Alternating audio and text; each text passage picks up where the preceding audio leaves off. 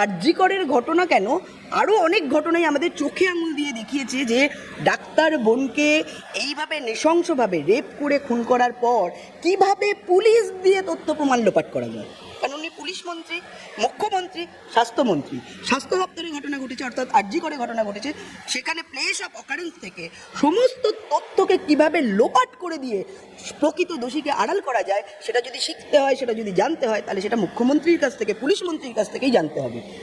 তো এই তো হচ্ছে আমাদের পশ্চিমবঙ্গে নারীদের সম্মান।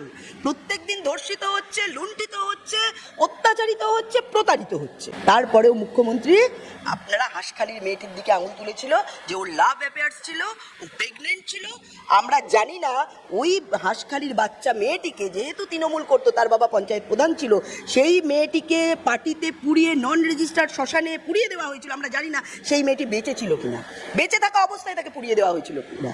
কিন্তু মুখ্যমন্ত্রী যে রেপ করেছে তার দিকে আঙুল তোলেননি, আঙুল তুলেছিলেন যে রেপ হয়েছে, যে মারা গেছে, যাকে পুড়িয়ে ফেলা হয়েছে, যে পরিবার অত্যাচারিত হয়েছে তার উপরে। তাহলে আপনারা একবার ভেবে দেখুন এই পশ্চিমবঙ্গের নারীরা মহিলাদের কীরকমভাবে রেখেছেন এই মুখ্যমন্ত্রী আর এই দাওয়াতে ইসলাম দেওয়া এই ফিরহাদ হাকিম, যিনি বড় বড় কথা ওড়াচ্ছে। বাংলা হান্টের আরও খবর দেখতে নজর রাখুন।